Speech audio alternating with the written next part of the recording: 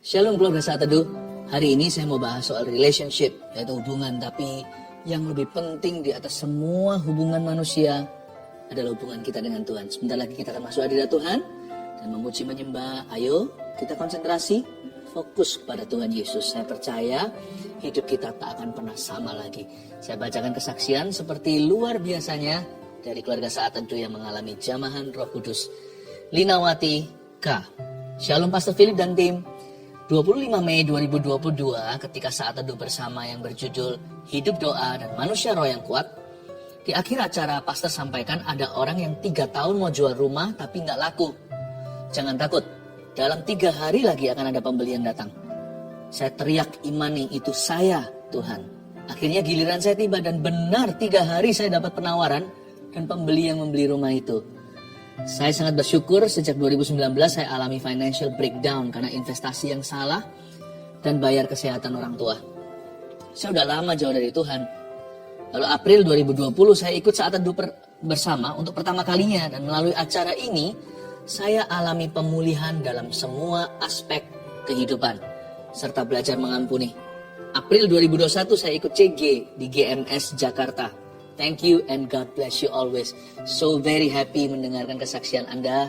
Senang sekali untuk terobosan-terobosan yang terjadi, khususnya hari ini sudah belongs to a godly community, sudah menjadi bagian daripada komunitas iman. Haleluya. Ervin Hendrawati, Shalom Pastor Philip, saya ikut Saat Teduh bersama 23 Juli 2022. Saat saya sedang mengunjungi anak saya di Melbourne. Kebetulan hari itu karena efek obat, saya nggak mengikuti acara live-nya. Esok harinya anak saya berkata, Mama didoakan sama Pastor Philip tentang Mium. Jadi pagi itu saya segera buka YouTube untuk mengikuti yang tadi malam itu. Ketika Pastor membacakan kesaksian seorang yang disembuhkan dari batuk karena asam lambungnya, saya imani juga bahwa batuk saya juga disembuhkan Tuhan. Karena sebelum berangkat, sudah 3 minggu saya batuk, udah swab, dan bahkan foto torak semua baik. Dokter bilang karena alergi, sudah banyak minum obat, juga tidak sembuh. Ketika pastor membacakan kesaksian itu, saya pegang tenggorokan saya dan saya berdoa agar Tuhan sembuhkan. Saya percaya dengan iman. Selesai Saat Teduh hingga hari ini, batuk saya benar-benar sembuh sama sekali. Puji Tuhan. Lili. Shalom Pastor Philip dan tim. Saya menderita batuk kering yang berlangsung sudah beberapa bulan lamanya dan berdampak pada waktu istirahat malam hari. Beberapa obat dan suplemen sudah saya konsumsi namun batuk saya tidak kunjung reda. Terus terang ada timbul rasa khawatir. Kami selalu rutin dan gak pernah bolong dalam mengikuti Saat Teduh bersama sejak Maret 2020. Pada 29 Juni 2022, tentang bahasa kasih kita kepada Tuhan, pastor menubuatkan ada seseorang yang mengalami batuk kering sudah berbulan-bulan lamanya. Dia khawatir kalau itu gejala COVID. Seketika juga akan disembuhkan dalam nama Tuhan Yesus. Saya imani langsung bahwa itu adalah saya yang dimaksudkan. Malam harinya saya sudah bisa tidur dengan nyenyaknya dan batuk saya berangsur sembuh hingga total. Haleluya, Tuhan Yesus baik. Dia adalah Yehovah Rafa. Oh, praise the Lord ya. And by the way ini mengikuti dari sejak awal pertama kali Saat Teduh bersama diadakan yaitu Maret 2020. Jangan ketinggalan, ada banyak kesaksian, ada banyak rema firman Tuhan, lagu-lagu pujian yang akan membebaskan kita dari kuk dan beban. Mari kita mempersiapkan diri untuk membangun hubungan kita dengan pribadi yang termulia, dengan seorang yang paling penting di hidup kita. Tiada lain, Yesus Kristus namanya. Mari kita datang untuk menyembah Dia. Haleluya.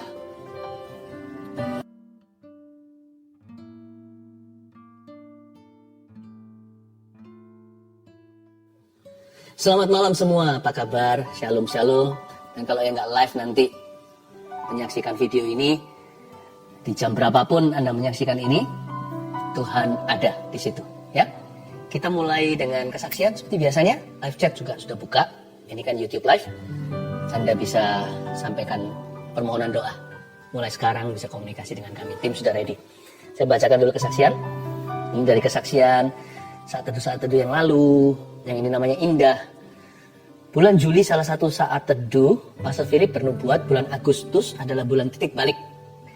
Akan ada deal-deal yang dari Tuhan. Akan ada jabat tangan sebagai tanda kesepakatan. Saat itu saya menerima dengan bingung. Bagaimana caranya ya Tuhan dalam waktu dekat ada rumah kami yang bisa deal. Usaha suami saya di dunia properti pengembang, dan saya adalah agen properti. Akhir Juli kira-kira tanggal 28, ada deal harga dan kami diberi DP salah satu rumah kami. Dan tepat bulan Agustus tanggal 6, kami ada jabat tangan di notaris, transaksi jual beli, seperti yang dinubuatkan Pastor Philip. Kemudian Pastor Philip doa minta perpanjangan waktu sampai bulan September. Dan benar-benar luar biasa Tuhan itu. Di akhir September kami deal harga lagi satu rumah yang lebih kecil. Dan tanggal 12 Oktober kemarin kami jabat tangan sekali lagi di notaris untuk pelunasan rumah. Padahal rumah ini sudah 3 tahun nggak bisa dijual. 3 tahun belum bisa terjual, tapi justru di saat pandemi malah bisa terjual dan cash lagi pembelinya. Dahsyat. Sungguh bersyukur buat apa yang Tuhan berikan kepada kami. Puji Tuhan. Saya senang sekali mendengarkan orang yang bersyukur ya. Tuhan itu baik. Yang ini kesaksian dari tim live chat, tim doanya. Jadi yang melayani nggak dilupakan ternyata. Give, it will come back to you. Ini agak panjang, kesaksian luar biasa. Kira-kira hampir 1 bulan saya sering gatal-gatal di seluruh badan, rasanya nggak enak. Seperti panas, perih, sampai mau garuk-garuk saja. Puncaknya hari Senin, 12 Oktober tiba-tiba dilekukan tangan seperti pecah-pecah kering. Lalu mulai mengelupas perih, warna merah dan keluar darah dikit-dikit. Lalu di pergelangan tangan kiri dan semua lengan saya seperti ada kulit mengkerut dan berubah warna jadi coklat seperti kulit kering. Lalu tanggal 14 Oktober saya tugas live chat. Jadi nggak dengerin Ko Philip saat teduh. Tapi saat itu suami saya mengikuti saat teduh bersama Ko Philip. Malam harinya saya sudah tidur. Sama suami saya saat teduhnya diputar ulang lagi. Saat di akhir Ko Philip bilang, ada seseorang perempuan yang Anda punya alergi tertentu. Itu ditimbulkan oleh lemak dalam tubuh Anda. Karena badan Anda gemuk, lifestyle Anda tidak sehat. Lemak itu membuat badan Anda gatal sampai dilekukan-lekukan tangan merah-merah seperti darah keluar. Dan Ko Philip bilang kalau Anda dijamah Roh Kudus saat ini dan Anda disembuhkan. Dalam sebulan berat badan Anda akan turun sampai 5 kilo. Lalu malam itu Sandy Imani namanya nih, dan doakan bahwa itu saya dan saya pasti disembuhkan. Waktu pagi hari bangun tidur sama Sandy, saya diputarin saat teduhnya Ko Philip, dan waktu Ko Philip bernubuat buat orang yang sakit gatal-gatal, kita langsung toleh-tolehan. Sandy cuma bilang, kamu gak doa sama Tuhan masalah gatalmu itu, tapi Tuhan tahu detail loh, detail sekali segala yang kamu perlukan. Saya memang gak doa sama Tuhan masalah gatal yang saya alami, karena saya kira kulitnya kering saja karena jarang sekali punya waktu perawatan tubuh seperti dulu. #efek sibuk kerja. Terus juga jarang makan sayur. Saya baru sadar ternyata hal sekecil itu pun bahkan tidak saya pikirkan bisa jadi masalah kalau Tuhan tidak campur tangan. Tapi puji Tuhan, Yesus tahu apa yang saya butuhkan. Puji Tuhan sekarang sudah nggak gatal lagi. Tangan yang bagian lekukan sudah kering, tidak merah-merah sampai seperti darah keluar. Lalu di lengan juga merah-merahnya sudah kering. Di pergelangan tangan juga perlahan kulit mengkerutnya memudar. Yang pasti sudah nggak perih lagi. Lalu yang lebih wow, berat badan saya setiap hari sedikit-sedikit turun. Belum drastis, tapi sekarang sudah 70 sampai 71 kiloan dari yang sebelumnya 76,4 kilo. Melalui kejadian ini saya belajar bahwa ketika kita belajar hidup sungguh dengan Tuhan, kita nggak usah khawatir tentang apapun, karena Tuhan sendiri yang turun tangan, yang cover kita hingga detil-detil hidup kita. Apa yang kita pikirkan, apa yang kita butuhkan, apa yang kita perlukan, bahkan sampai apa yang tidak kita pikirkan, yang tidak dilihat mata, tapi kita perlukan, Dia yang menyediakannya bagi kita. Vina dan Joel. Haleluya. Haleluya, saya terharu. Tuhan itu kerjanya dahsyat, nyata sekali. Hari ini giliranmu. Ayo bawa hati untuk menghadap Tuhan Yesus. Dan Insta Live juga sudah bergabung. Mari kita semua satukan hati, satukan iman, bahwa pengharapan kita yang pupus kepada Tuhan. Mari kita menyembah. Hallelujah.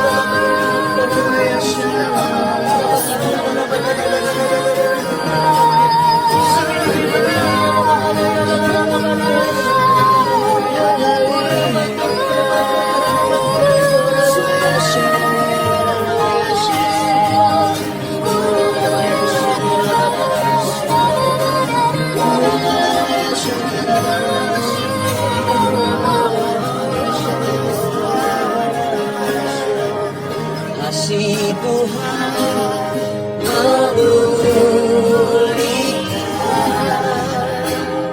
kasih Tuhan memperbarui, kasih Tuhan mau mengampuni, kasih Tuhan mengubah segala, kasih Tuhan memulihkan, kasih Tuhan mau memperbarui, kasih Tuhan mau mengampuni,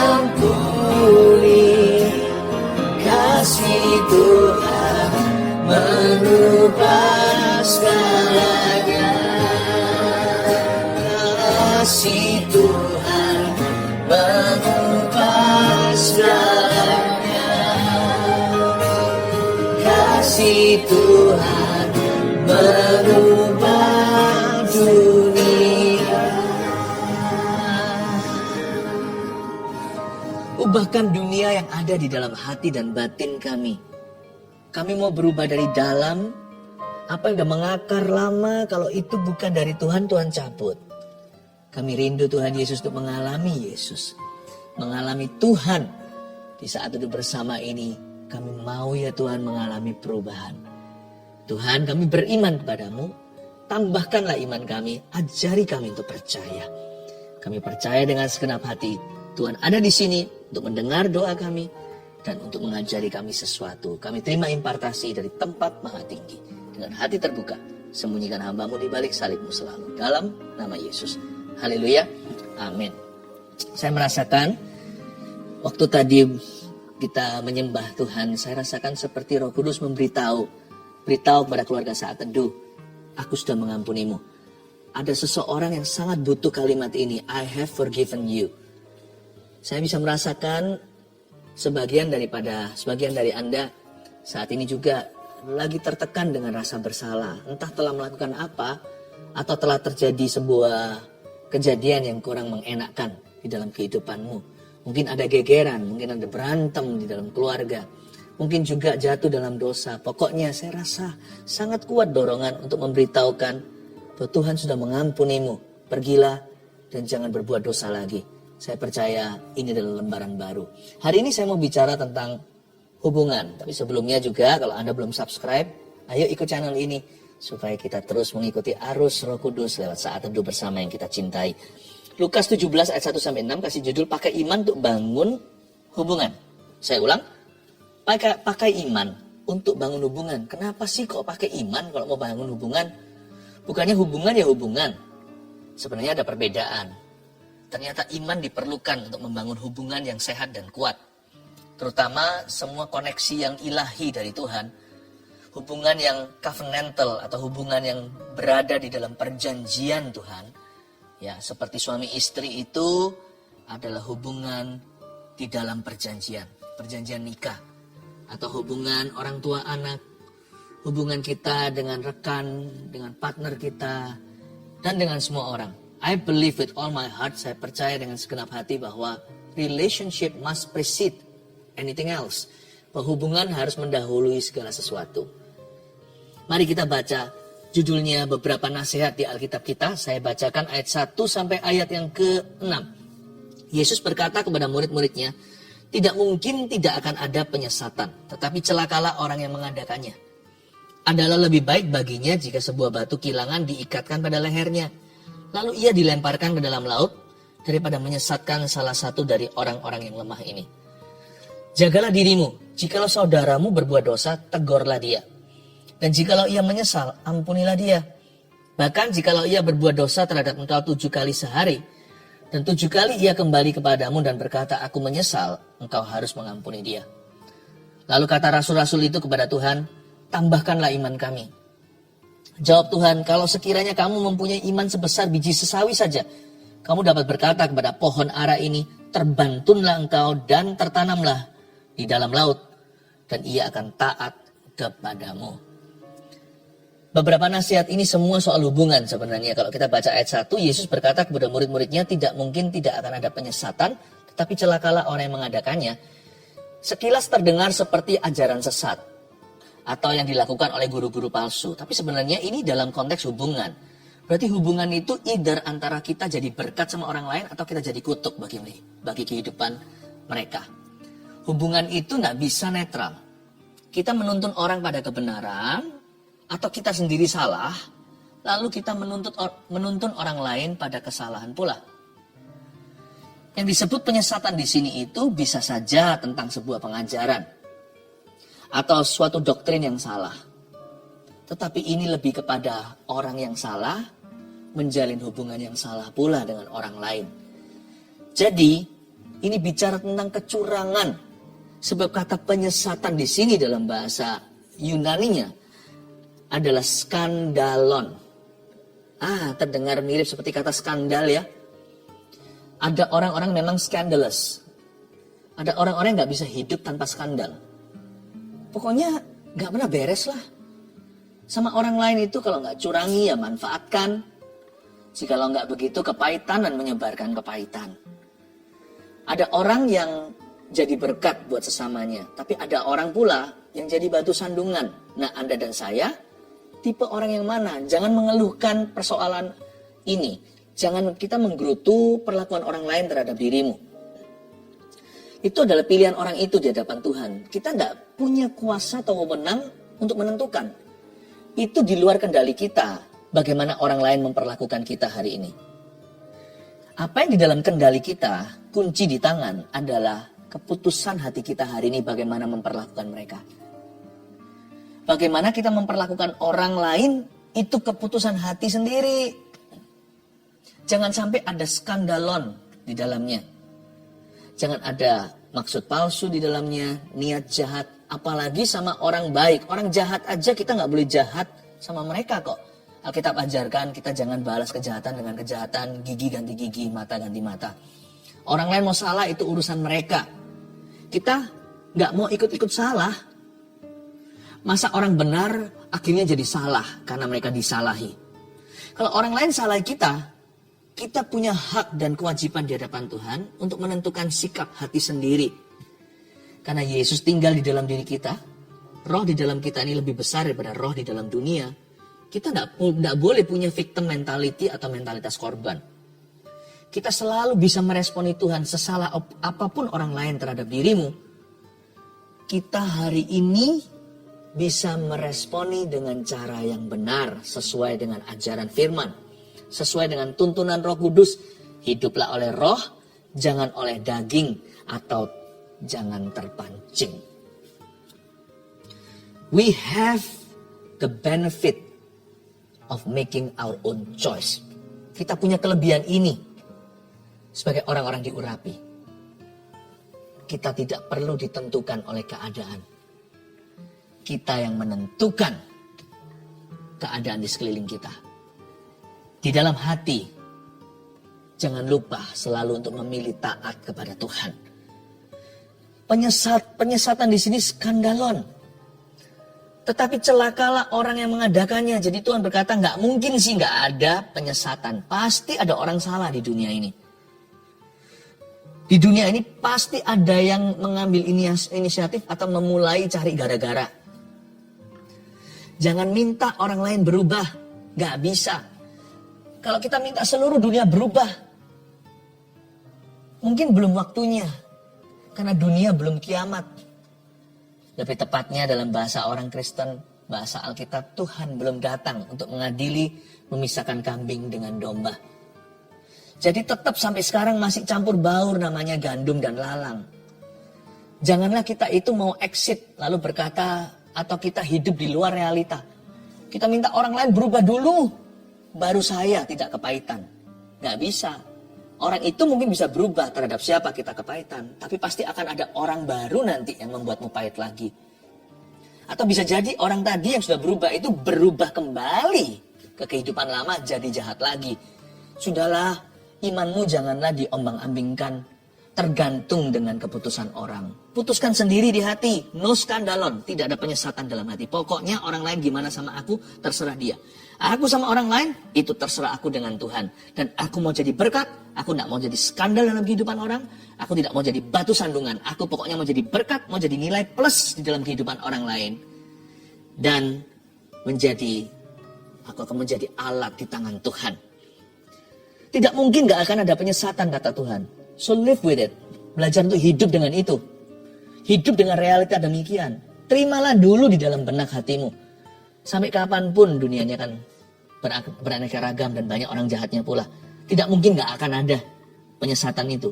Tetapi celakalah orang yang mengadakannya. Yang penting janganlah kita jadi skandalonnya. Yang penting jangan kita yang jadi orang jahatnya. Yang penting janganlah kita yang jadi pencurinya. Jangan kita yang memanfaatkan orang lain. Jangan kita yang menipu. Jangan kita yang mengkhianati. Jangan kita yang menjual sesama kita. Jangan kita yang dibatu sandungan. Tetapi celakalah orang yang mengadakannya. Ini loh. Sampai kapanpun ya. Setiap kali kita lemparkan pancing kita ke danau yang penuh ikan. Mesti ada satu ikan yang akan memakan umpan. Tetapi Tuhan berkata, tapi celakalah mereka yang melemparkan umpan itu. Untuk menjatuhkan. Sampai kapanpun there will always be a poor fish. Selalu akan ada satu ikan yang kurang pintar.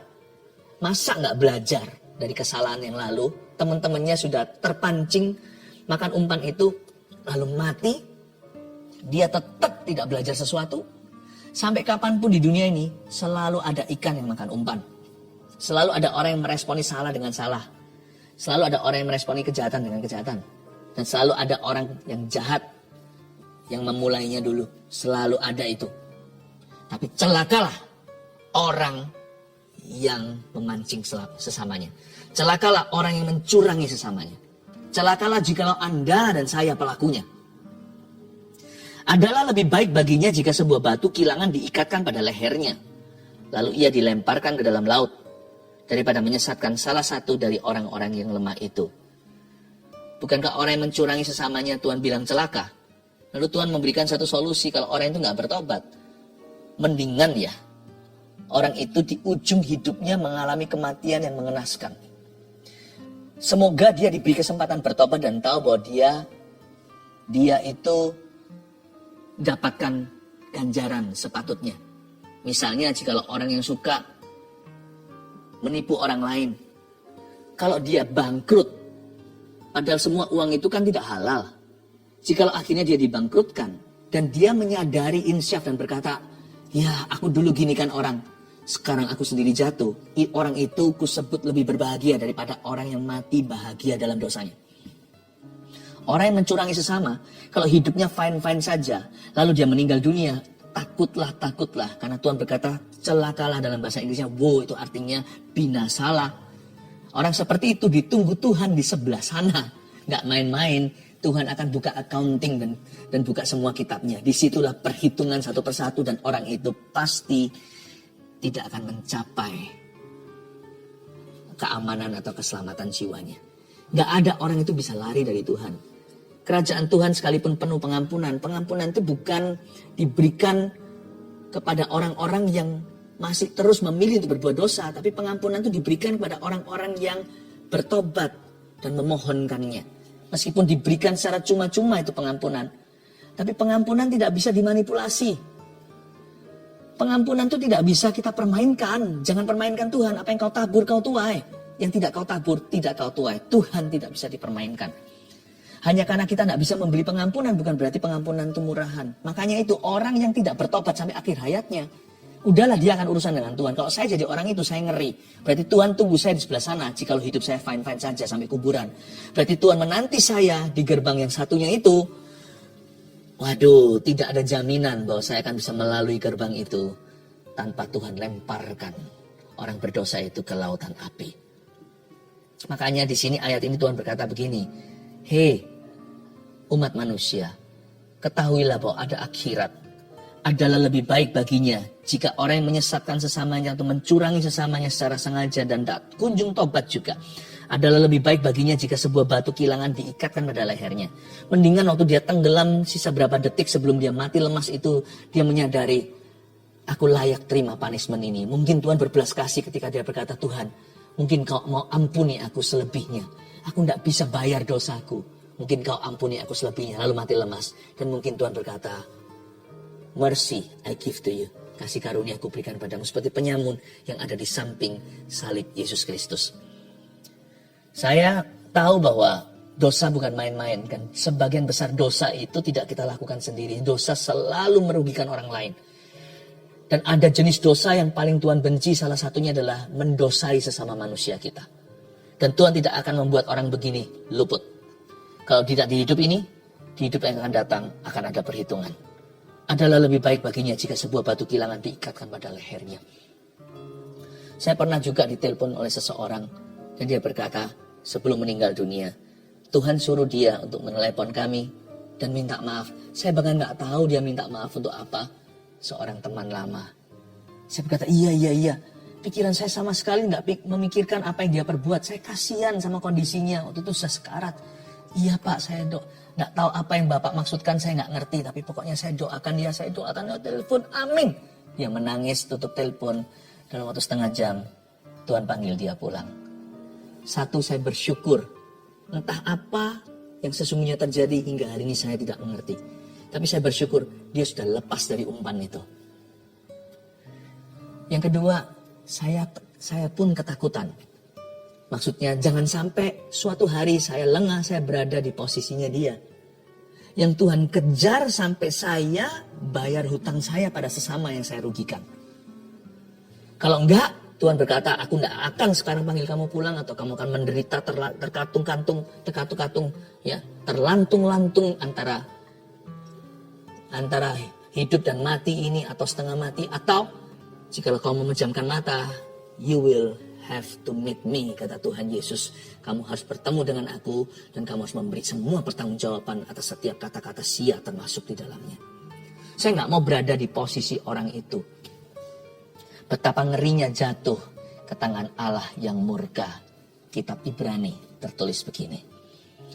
Saya nggak mau. Adalah lebih baik baginya jika sebuah batu kilangan diikatkan pada lehernya. Jangan pernah kira di hidup ini bisa tabrak lari. Manusia itu yang ciptakan adalah Tuhan. Jangan mau hutang darah. Jangan mau hutang apa-apa sama orang. Apa yang hari ini kita ambil curi dan kita ambil secara paksa dari diri orang lain. Hal itu akan Tuhan minta pertanggungjawaban pada diri kita suatu hari nanti. Untung-untung di hidup ini daripada nanti di akhirat. Tapi lebih baik dari semua ini, Tuhan rindu mengampuni. Jikalau kita bertobat dan berubah, that's the best. Itu skenario terbaik. Wow, itu yang paling mulia. Tidak perlu ada batu kilangan diikatkan pada lehernya. Gak perlu melek mata sebelah sana melihat kebinasaan. Gak perlu demikian. The best is adalah waktu Anda menyadari, bertobatlah seperti Sakeus dan berkata sama Tuhan, hari ini aku akan kembalikan kepada semua orang yang kurugikan, bahkan lebih daripada yang kuambil daripada mereka, karena aku sungguh-sungguh bertobat. Dia diterima hari itu. Tuhan berkata, hari ini, malam hari ini, di atas rumah ini telah turun keselamatan. Itu bukan karena Sakeus mengembalikan 4 kali lipat, tapi karena hatinya sungguh-sungguh bertobat. Buah pertobatannya adalah dia mengembalikan 4 kali lipat semua orang yang dia peras zaman dulu. Tetapi Tuhan melihat pertobatannya yang sungguh-sungguh. Tuhan memberikan pengampunan secara cuma-cuma. Mau dibalikin 40 kali 4 kali lipat pun tidak akan pernah bisa dihapus dosanya.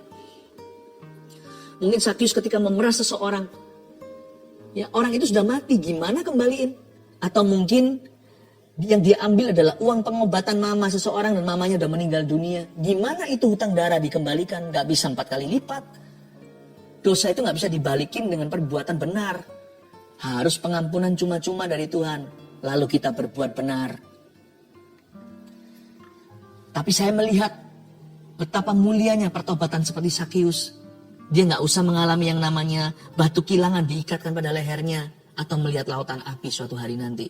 Dia bertobat hari ini dengan sungguh-sungguh dan mengembalikan, dan dia lakukan apa yang dia bisa untuk berbalik arah dari yang salah.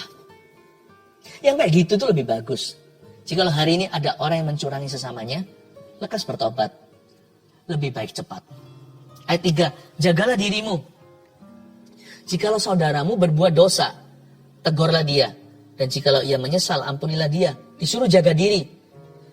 Tapi sebaliknya kita yang merasa disalahi oleh seseorang dalam hidup ini, jaga diri.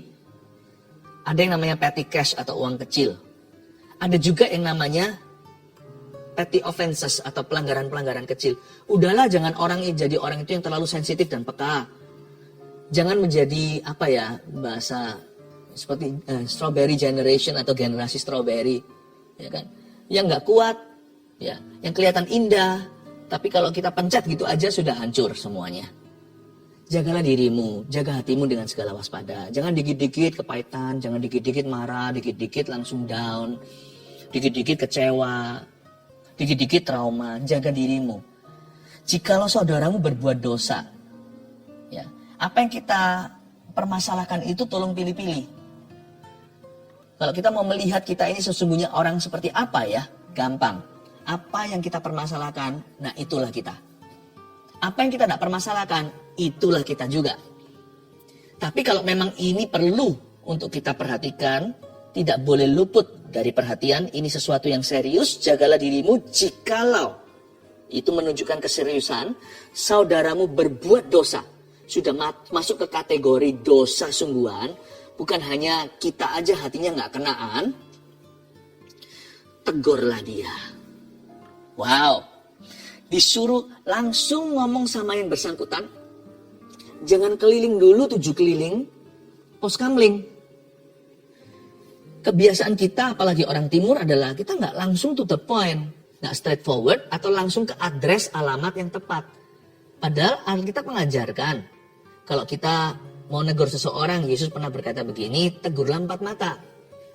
Kalau perlu setelah itu bawa saksi yang bersangkutan. Tapi kalau bisa 4 mata selesai, lebih baik lagi. Jikalau saudaramu berbuat dosa, tegurlah dia. Straight to the person. Jangan disimpan di dalam hati kita, lalu membual-bual perasaan gak terima. Juga gak perlu lampiaskan marah-marah. Doa dulu, siapkan hati, tata kata-kata. Temui orang tersebut, jangan orang lain ya. Jangan melalui orang siapa. Kalau bisa langsung ke orangnya, langsung ke orangnya. Temui dia, bicara dengan kasih, dan sudah disiapkan dengan doa. Itu yang disebut tegurlah dia. Gak perlu muter-muter dulu, gak perlu disimpan di dada. Tapi persiapkan diri untuk kita konfrontasi. Namun jaga sikap hati. Jangan dengan marah dan murka karena tidak mengerjakan kebenaran amarah manusia itu. Tetapi dengan kasih dan dengan bijaksana. Ini akan menjadi sebuah proses pertumbuhan yang luar biasa dalam kehidupanmu. Dan orang itu juga kemungkinan besar. Dan jikalau ia menyesal, ampunilah dia. Berarti kemungkinan dia menyesal ada, kemungkinan gak menyesal juga ada. Makanya ada kata jikalau kan. Jikalau menyesal. At least ya, paling tidak. Dari sisi Anda sudah selesai. Anda sudah menyampaikan. Dari sisimu sudah mengampuni. Ya, memang hubungan untuk pulih itu harus 2 sisi. Tetapi hatimu bisa pulih sama Kristus 1 sisi. Kalau orang itu nggak menyesal atau orang itu nggak mendengarkan, ya sudah. Paling tidak Anda sudah berniat baik. You mean well. Lalu Anda sudah berusaha dengan benar. Dan di hati Anda sudah selesai. Meskipun hubungan itu belum dipulihkan. Tapi Anda tidak berdosa sama Tuhan. Hatimu utuh dalam hadirat Allah. Jadi at least paling tidak, paling sedikit minimalis. Dari sisimu sudah mengampuni dulu. Tapi at best yang terbaik adalah jikalau pembicaraan itu akhirnya mengalami titik terang. Jikalau itu terjadi, betapa indahnya, itulah yang disebut dunia rekonsiliasi. Kalau ia menyesal, ampunilah dia. Ya. Gak ada opsi yang lain, harus ampuni. Iya, harus diampuni. Kalau dia menyesalnya dalam pembicaraan itu ada titik terang tadi, maka pengampunan itu bisa dirasakan bersama. Tapi kalau orangnya tidak bisa kita ajak bicara, pengampunan bisa kau rasakan di hatimu. Sudah get over. Di dalam hatinya sudah over dengan itu. Bahkan jikalau ia berbuat dosa terhadap engkau 7 kali sehari, 7 kali berdosa yang sama, dan 7 kali ia kembali kepadamu dan berkata aku menyesal, tunggu dulu, saya sedikit skeptis dengan orang yang 7 kali melakukan hal yang sama, bolak-balik, lalu berkata tiap kalinya aku menyesal. Saya curiga mungkin orang ini tidak tulus, namun sengaja. Bolehkah kita tetap membenci dia atau kepahitan? Kalimat berikutnya, engkau harus mengampuni dia. Tulus nggak tulus itu urusan Yesus. Urusan hatimu adalah kepada Tuhan Yesus. 7 kali ia kembali kepadamu dan berkata aku menyesal. Menurut saya orang itu ada sengajanya. Atau mungkin gak tulus. Tapi yang penting di sini kita harus mengampuni dia. Bagaimana caranya kita mengampuni orang yang gak tulus? Pakai kasih Yesus.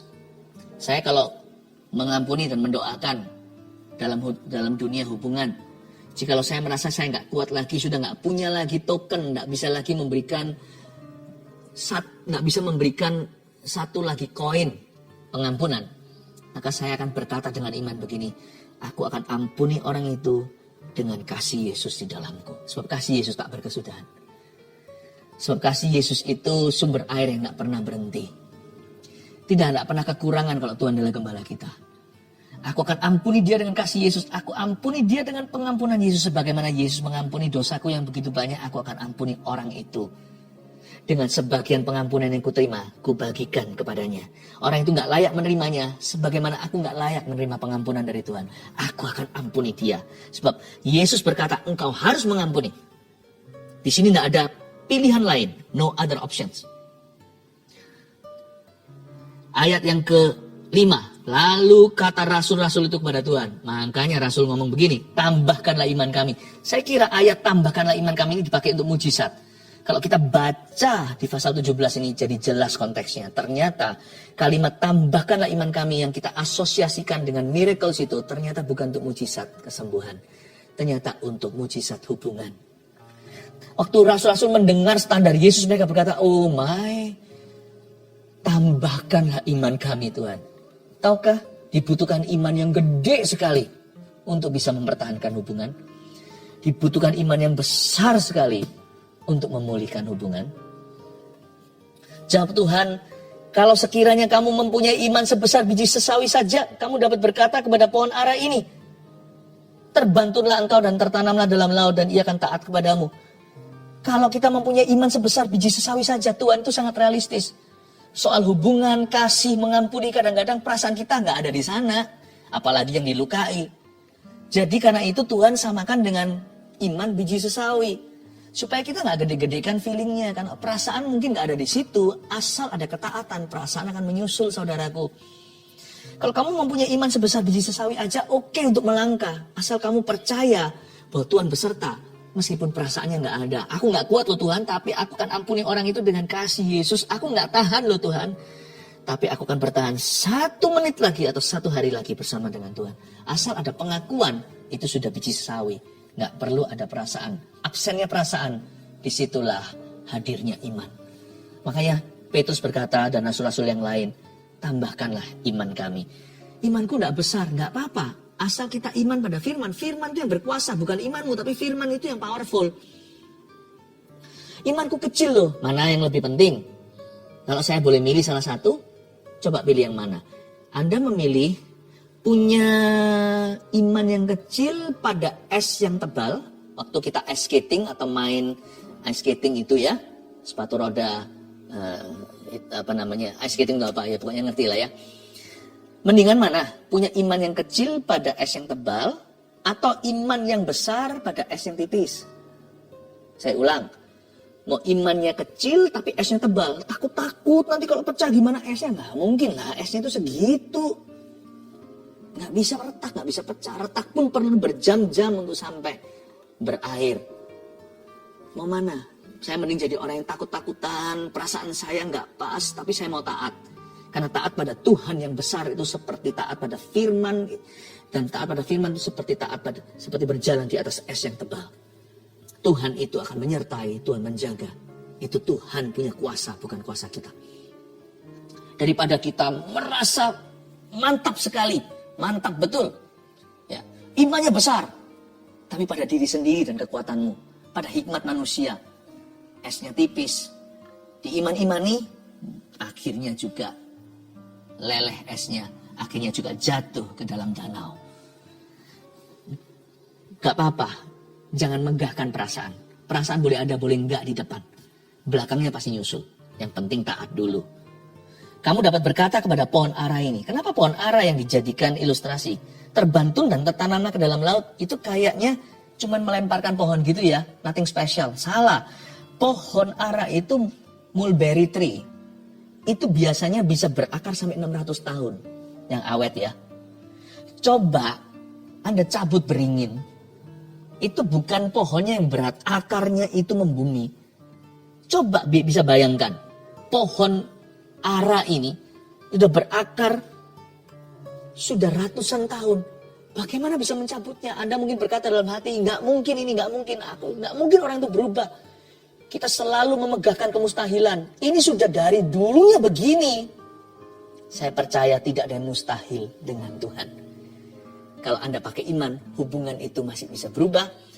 Hubungan itu masih bisa Tuhan pulihkan. Dan hubungan itu masih bisa Tuhan jaga. Jikalau orang lain gak mau dipulihkan, minimal dari sisimu paling sedikit adalah hatimu pulih dulu di dalam Yesus Kristus. Pengampunan itu boleh satu sisi loh. Dua sisi baru indah. Tapi satu sisi sudah pulih di hati. Kalau Anda mau melepaskan pengampunan, oh berkat Tuhan akan melimpah dalam hidupmu. 3 poin ini Anda bawa dalam hati Anda. Pakai iman untuk bangun hubungan. 1, celakalah orang yang mencurangi sesamanya. Catat baik-baik itu. Lebih baik batu kilangan dililitkan di lehernya. 2, orang yang benar harus berhati besar. Paling dikit, paling sedikit, at least dari sisi kita melepaskan pengampunan. Orang yang benar harus hatinya besar. 3, pakailah iman untuk membangun hubungan. Tadi saya sudah ajarkan kan? Pakai apa? Pakai kasih Yesus. Tuhan, aku akan mengasihi orang itu dengan kasih Yesus. Aku sendiri gak punya kasih untuk orang itu. Pelan-pelan akan bertumbuh. Aku pakai kasih Yesus dulu. Aku mau pakai pengampunan Yesus untuk mengampuni orang yang bersalah kepadaku. Sebagaimana engkau mengampuni aku. Praktekkan ini, hubunganmu akan diberkati. Haleluya. Tablet untuk tangan, tapi sebelumnya saya beritahu apa yang saya rasakan. Saya rasakan ada di antara Anda, tidak sedikit sebenarnya, yang bergumul dengan penolakan manusia. Sebagian disakiti teman, pacarnya, atau ex-nya, bahkan suami atau istrinya. Dan tidak sedikit juga yang berurusan batinnya dengan orang tuanya. Selama ini Anda hanya merasakan kesepian. Yang Anda rasakan ya lumrah sebagai manusia sebelum dengar firman seperti ini. Yang Anda terus rasakan adalah penolakan mereka. Hari ini bertobatlah. Hari ini bertobatlah.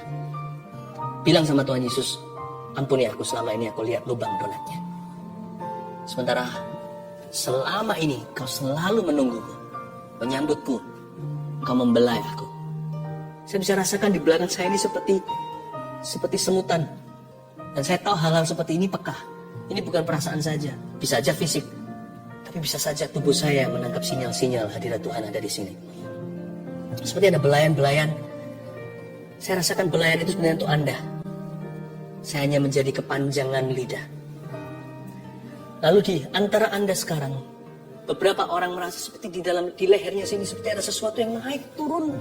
Tiba-tiba semua kebencian, penolakan, kepahitan itu muncul semua ke permukaan. Naik turun. Seperti ada sesuatu yang mau dikeluarkan, seperti mau muntah.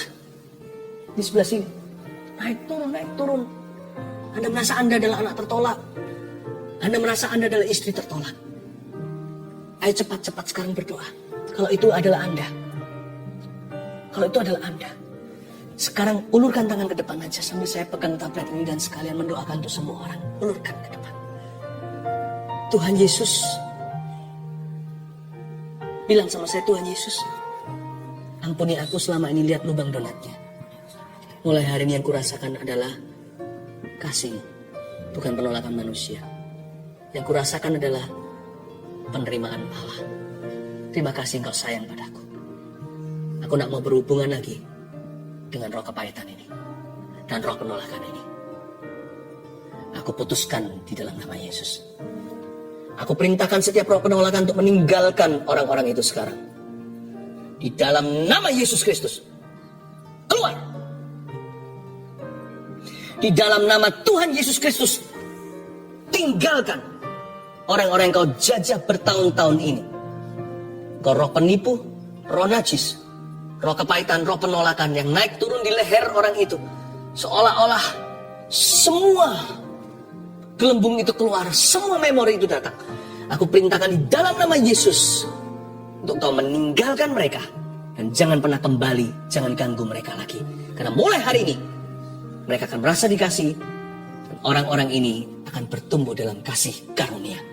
Terimalah roh pengampunan, ampuni setiap orang yang melukaimu. Sembari Anda minta ampun sama Tuhan, karena tidak jarang Anda yang melukai orang. Tapi sekarang terimalah pengampunan, sambil terus semuanya diulurkan tangan, diangkat tangannya. Dan permohonan doa terus masuk tablet yang saya pegang dan juga dipegang oleh tim saat ini. Oh Tuhan, terima kasih. Oh Ramakapataka Maya Ramataka. Roh Kudus jamah, kau mengasihiku. Tetap diulurkan tangannya. Roh Kudus akan minister to you. Lebih dari yang kuduga, bahkan di saat ku. Thank you Lord. Tiada menyadarinya, kau sentuh hatiku dengan kasih yang sempurna. Kau menyayangiku lebih dari yang saudara-saudara yang mau berdoa untuk memperoleh keturunan yang selama ini belum diberkati dengan momongan, Anda letakkan, kalau suami istri di sini, kalau Anda sama-sama saat teduh, please gandeng tangan. Mama atau sang istri bisa pegang ke perutnya sebagai simbol aja kekandungannya, atau bisa bergandengan tangan dengan pasangannya. Tuhan Yesus, hamba berdoa. Simpel saja doa, tidak seperti orang Farisi yang bertele-tele. Aku berdoa untuk momongan yang dari Engkau, yang terbaik dari yang pria maupun yang wanita, dari suami maupun istri. Ya Tuhan Yesus, Kau titipkan ke dalam kandungan itu. Hamba berdoa di dalam nama Yesus untuk bibit unggul, benih-benih yang ilahi. Ya Tuhan, keturunan-keturunan yang diberkati. Ingatlah mereka ketika hari ini suami istri ini berdoa. Ingatlah mereka. Aku berkati di dalam nama Yesus kehidupan di dalam sang suami, dalam tubuh sang suami, benih di dalam diri sang suami, dan ku berkati kandungan di dalam tubuh sang istri. In Jesus name, mulai sejak saat ini Tuhan akan membuka tingkap langit, mendengarkan doa ini dan menjamah. Letakkan tangannya semuanya. Ada seorang anak yang baru saja ulang tahun 4 tahun. Anda berkata seperti ini, orang tua. Aku percaya nanti ulang tahun ini ada mujizat terjadi. Dia berbicara, tapi sampai sekarang belum berbicara. Waktu kemarin dia ulang tahun. Anda kecewa sekali rasanya kok Tuhan tidak dengarkan doa. No. Yesus datang terlambat untuk membangkitkan 4 hari, ingat. Dia sudah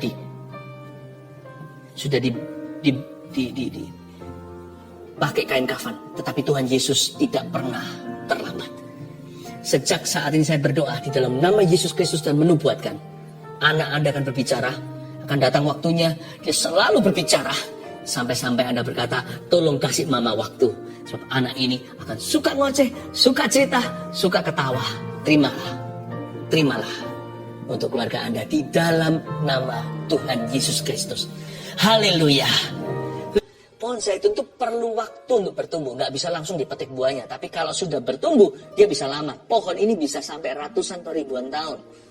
Pohon zaitun ini nggak main-main. Pohon zaitun ini adalah pohon yang bisa memberikan hasil yang sangat-sangat menguntungkan nantinya setelah tahunan. Bahkan kadang-kadang bisa 40 tahun baru dia menghasilkan buah-buah yang maksimal, minyak-minyak yang paling murni. Anak kan juga begitu kan? Waktu masih kecil dia merepotkan. Tapi kalau Anda tekun mendidik dia dalam takut akan Tuhan, dalam hikmat-hikmat dan doa, anak itu nanti bertumbuh besar. Tunggu dia nanti. Ketika dia mulai dewasa 20, 30, 40, semakin matang, semakin matang, semakin matang, semakin murni. Dari dulunya merepotkan, nanti akan membuat hidup Anda ringan. Anak yang bijaksana meringankan hidup ayah ibunya. Anak-anakmu seperti tunas pohon zaitun di sekeliling mejamu. 1, 2, 3, keluarga yang bahagia itu seperti apa? Yang kepala keluarganya takut mendukakan roh Allah. 2, yang istrinya penuh kasih dan kaya dalam perbuatan baik. 3, yang anak-anaknya bertumbuh dalam kebenaran firman. Saya percaya Anda diberkati. Amin. Mari kita sama-sama kembali menghampiri tahta Allah. Haleluya. Saya merasakan dalam roh saya ada sebuah seruan. Saya tahu itu bukan Roh Kudus tapi roh saya. Tapi kalau saya dekat sama Tuhan, saya percaya apa yang diutarakan oleh roh saya pun Tuhan akan dengarkan. Ada kata-kata menjerit begini. Keluarga Saat Teduh kali ini akan berhasil. Untuk keluarga Saat Teduh yang ingin ada program untuk punya anak, dibantu dengan medis, dan bahkan dokternya pun adalah seorang anak Tuhan. Don't worry. Seruan dalam roh saya dengarkan. Kali ini akan berhasil.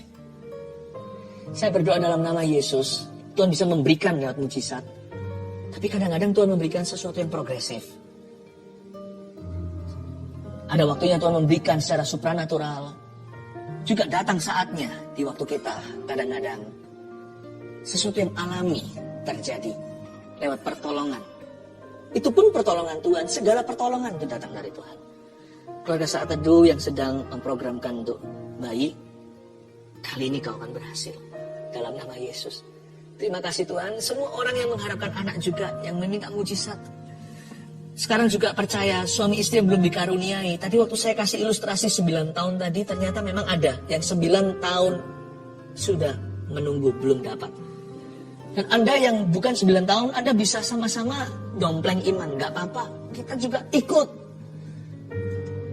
Seperti wanita Sirofenisia, remah-remahnya pun, anjing pun makan dari apa yang jatuh dari meja Tuhan. Saya percaya ini juga untuk saya. Siapapun yang berdoa hari ini untuk keturunan yang belum mendapatkannya sekian lama, mari kita berdoa dalam nama Yesus. Bapak, aku imani suara bayi di rumahnya pasangan ini. Dalam nama Yesus berikan Tuhan tunas-tunas pohon zaitun di sekeliling meja mereka. Mulai hari ini jangan kasih satu saja, beri lebih Bapak. Dalam nama Yesus Kristus, bahkan akan ada yang mengandung twins. Padahal tidak ada sama sekali sejarah anak kembar dalam keluarganya. In Jesus name, dalam nama Yesus. Terima kasih Tuhan. Kami mengucap syukur kepadamu semua yang memasukkan permohonan-permohonan doa lewat live chat dan komentar di kolom komen. Saya berdoa semuanya untuk mengulurkan tangan ya. Kita sama-sama mengulurkan tangan. Dengan demikian kita seperti bergandeng tangan. Bapak, aku tumpang tangan dalam nama Yesus. Hamba minta ya Tuhan mujizat yang dinanti-nantikan untuk mereka. Hari inilah hari yang dijadikan Tuhan. Mari kita bersuka cita di dalamnya Tuhan Bapa yang baik. Aku percaya keluarga Saat Teduh masing-masing memperoleh satu rahmat dari Engkau. Hari ini ketika kami Saat Teduh bersama. Kasih satu rahmat, kasih satu berkat. Dalam nama Yesus. Haleluya. Haleluya. Amin. Saya mendengarkan barusan. Telinga saya dibukakan. Dengarkan satu wanita teriak. Dalam sebuah perkelahian pertengkaran dengan istrinya. Dengan suaminya. Suami istri ini. Ramai sekali bising. Ada anak di sana yang melihat. Dan Anda berkata, aku mau cerai sama kamu. Dan itu diulang berkali-kali. Kalau nggak salah 3 kali diulang. Aku mau cerai sama kamu. Dan sejak hari itu hidupmu gak pernah sama lagi. Demikian pula hubungan Anda dengan suami. Suami istri ini renggang dan hati Anda every day feeling guilty. Cuman Anda gak mau ngakui. Tuhan berkata pada saya, kepada wanita tersebut, He has forgiven you. Dan Tuhan sudah membatalkan perkataanmu itu. Berjanjilah padanya bahwa Anda tidak akan mengucapkan kata-kata itu lagi seperti janji nikahmu dalam suka dan duka. Tuhan memulihkan suami istri. Tapi bukan hanya couple atau pasangan ini aja. Tapi saya rasakan hari ini Ada pernikahan-pernikahan yang bermasalah, Tuhan mau pulihkan. Ada satu lagi orang, Roh Kudus barusan beritahu, yang sudah kontak lawyernya. Kalau ini yang laki-laki yang sudah mau memberikan surat cerai. Entah apa yang terjadi dalam rumah tanggamu, Tuhan tidak wahyukan pada saya. Tapi proses ini sudah di tahap awal sekali, stadium 1. Anda memulai dengan mengontak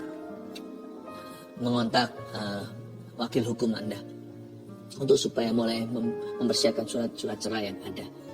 Please don't do it.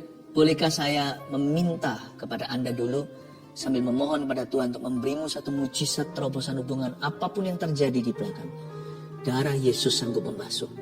Tuhan bisa memulihkan hubungan yang paling buruk sekalipun. Tidak ada yang mustahil. Asal ada orang yang satu aja yang mengalah dulu. Dalam hal ini suami. Ya, Anda, saudaraku, kalau Anda adalah kepala keluarga, Anda adalah imam. Posisimu itu double more powerful than your wife. Lebih berkuasa daripada istrimu karena Anda adalah kepala dalam keluarga itu. Dan kepala keluarga harus adalah Kristus. Mari kita berdoa sama-sama untuk setiap pernikahan yang mengalami goncangan. Setiap pernikahan yang mengalami geronjalan. Setiap pernikahan yang di ujung tanduk juga. Saya berdoa dalam nama Yesus, Tuhan, aku patahkan dan tengking semua roh selingkuh. Demi nama Yesus Kristus, Tuhan. Ampuni setiap pasangan, entah yang mana yang bersalah. Hamba berdoa roh pengampunan, bukan lagi mencari siapa benar siapa salah. Semua manusia pasti ada salah dan kurangnya. Meskipun dalam hal ini yang vulgar salah yang mana. Tapi hamba berdoa minta roh pengampunan kaya in every family. Supaya terjadi saling mengasihi, mengampuni, dan rekonsiliasi. Dalam nama Yesus. Dan bagi orang-orang yang harus sepihak dulu tidak bisa apa-apa dari sisinya. Hamba berdoa berikan ketabahan, kekuatan, ketulusan, kesungguhan. Agar supaya jadi benar dulu di depan Tuhan setiap waktu. Sambil menunggu waktunya nanti. Sambil menunggu detak waktu alarm Tuhan berbunyi. Hingga suatu hari hubungan apapun bisa pulih. Dalam nama Yesus Kristus. Ulurkan tangan sekarang kita berdoa untuk setiap pergumulan hidup. Bapa, di dalam nama Yesus jamah setiap pergumulan keluarga saat teduh. Yesus Kristus, Kau baik. Jamah Tuhan dan pulihkan, termasuk Kau pulihkan kesehatan seseorang yang sakit itu. Hamba berdoa di dalam nama Yesus, Tuhan, pulihkan bisnis seseorang yang sedang bermasalah. Keuangan seseorang yang sedang merah. Tuhan, Engkau baik. Setiap aspek hidup kami Kau perhatikan. Tidak ada yang luput dari kasih karunia Tuhan. Kuasa-Mu tidak ada jarak di dalamnya. Engkau bisa menjangkau apa saja, masalah apapun. Terima kasih Tuhan Yesus. Aku berkati keluarga saat itu di dalam nama Putra-Mu, Yesus Kristus. Haleluya. Anda bisa meletakkan tangan. Saya melihat ada orang yang mengalami sakit kulit yang cukup parah, kering sampai berdarah-darah, tetapi hanya berada di joints atau di joints itu ya, di lekukan tubuhnya, seperti di sininya, di kaki sebelah sininya, di himpitan tubuh itu. Ya, ada merah-merah yang sudah mulai berdarah seperti sakit penyakit yang saya tidak tahu namanya apa, tapi saya melihat ini bahkan sekarang saya melihatnya. Tuhan sembuhkan itu di dalam nama Yesus. Aku tanggung sakit penyakitmu, dan jika ada dosa dalam hidupmu, biar Tuhan mengampuninya. Di dalam nama Yesus, I speak healing in the name of Jesus. Itu kering, bahkan bekasnya pun tidak ada nanti. Bekas semua yang berdarah itu, bekas yang mulai berbayang-bayang di situ, satu persatu akan lenyap seperti kulit bayi lagi, mulus dalam waktu berapa minggu ke depan ini. Lihat dalam waktu 3 minggu ini Tuhan akan membuatnya seperti tidak pernah ada sakit kulit di tubuhmu. Dalam nama Yesus Kristus, terpujilah nama Tuhan. Mari kita sama-sama mengangkat tangan kita.